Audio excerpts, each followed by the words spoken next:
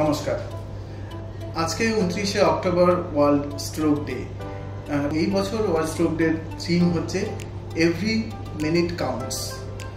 This theme emphasizes the importance of early detection and importance of management of stroke as an emergency. Stroke কি আজকের দিনে আমরা অনেকেই জানি যে স্ট্রোকে আমাদের ব্রেনের কোষগুলো নষ্ট হয়ে যায়, সেটি ব্রেনের রক্ত চলাচল বন্ধ হয়েই হোক বা ব্রেনের ভিতরে ব্লিডিং হয়েই হোক, ব্রেনের কোষগুলো নষ্ট হয়ে যায়।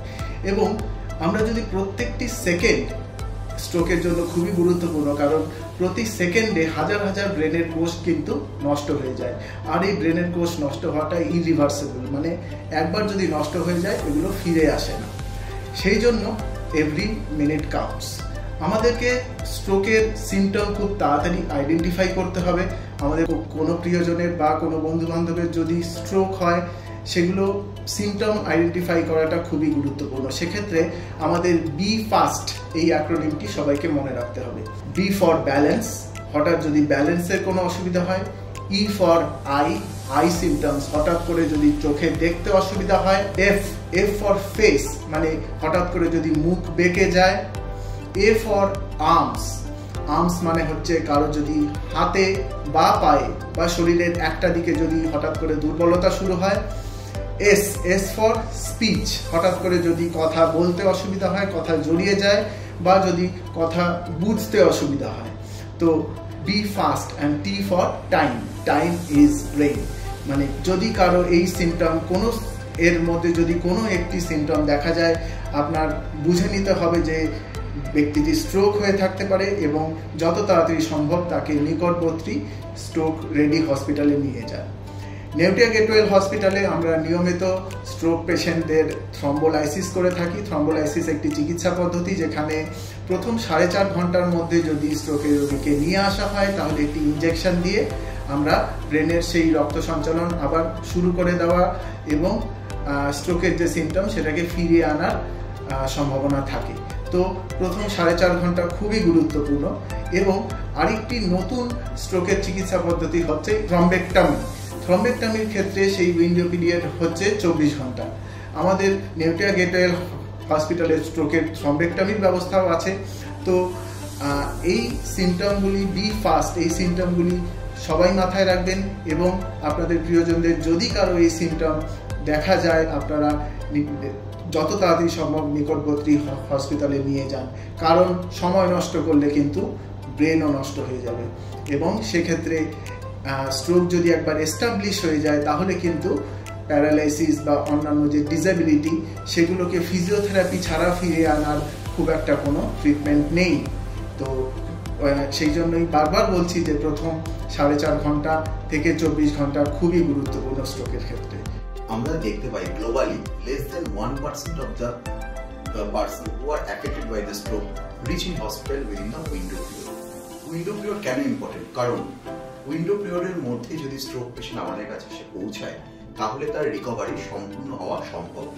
না হলে তার কিছু না কিছু ক্ষতিগ্রস্ত লিম্ব বা পক্ষাঘাত খানিকটা আক্রান্ত হয়েই থাকে। হতে পারে তার ভারসাম্য খানিকটা নষ্ট হয়ে যায়, হতে পারে তার হাত পায়ে দুর্বলতাও খানিকটা পার্মানেন্ট হয়ে যায়। এই স্ট্রোককে যদি আমরা বড়ভাবে ভাগ করি, তাহলে একে আমরা ইসকেমিক স্ট্রোক বা হেমারেজ স্ট্রোকে ভাগ করতে পারি। হেমারেজ স্ট্রোকের মধ্যে ব্রেনের মধ্যে ব্লাড ক্লট জমা হয়, তাতে দেখা যায় যে কোনো ব্রেনের ব্লাড ভেসেল ফেটে গিয়ে সেখানে মাথার মধ্যে রক্তক্ষরণ হচ্ছে এবং কখনো কখনো লাইফ সেভিং পারপাসে তার আর্জেন্ট অপারেশন করার দরকার হয়ে থাকে। ইসকেমিক স্ট্রোকের ক্ষেত্রে দেখা যায় যে ব্রেনের মধ্যে ব্লাড সার্কুলেশন বন্ধ হয়ে স্ট্রোক হচ্ছে।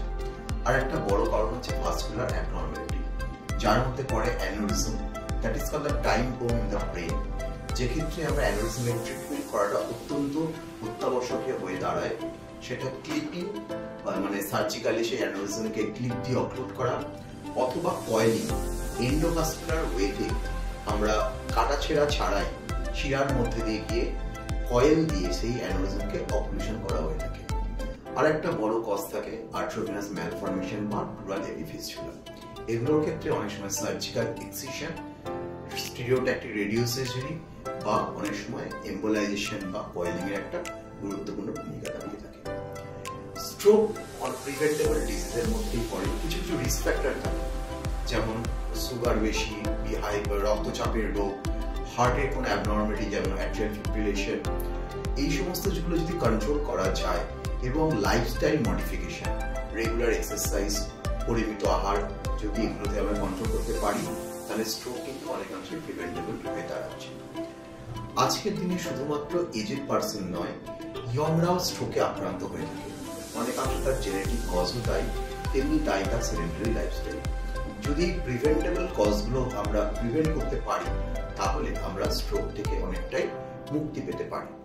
আজকের দিনে দাঁড়িয়ে ভারতবর্ষের চতুর্থ বৃহত্তম ইম্পর্টেন্ট কজ অফ ডেথ হয়ে দাঁড়াচ্ছে স্ট্রোক, এবং এই স্ট্রোক হয়ে দাঁড়াচ্ছে শুধুমাত্র মর্টালিটি নয়, একটা ডিসেবিলিটিরও বড় কারণ। সেক্ষেত্রে ইয়ং পপুলেশন যদি এই স্ট্রোকে আক্রান্ত হয়ে ডিসেবলড হয়ে যায়, তাহলে আমাদের দেশে অগ্রগতির ক্ষেত্রে অনেকটাই পরিবর্তী হয়ে দাঁড়ায়। তাহলে আজকে আমরা সবাই মিলে একসাথে সোচ্চার হই এবং আমরা উপযুক্ত সময়ের মধ্যে, পর্যাপ্ত সময়ের মধ্যে আমাদের বাড়ি যদি কোনো মানুষ যদি দেখি যে তার ভারসাম্য, শারীরিক ভারসাম্য ক্ষতিগ্রস্ত হচ্ছে, বা তার হাত পায়ে দুর্বলতা, কথা জড়িয়ে আসা, চোখে ধুনলা দেখা, এগুলো যদি আসে, তাহলে অবিলম্বে আমরা নিকটবর্তী স্ট্রোক রেডি হসপিটালে আসি এবং ডাক্তারবাবুর পরামর্শ অনুযায়ী যেন চিকিৎসা করিয়ে নিই। তবেই আমরা স্ট্রোকের পরিমাণ কমাতে পারবো এবং আমাদের দেশ অগ্রগতির পথে এগিয়ে আসতে পারবে।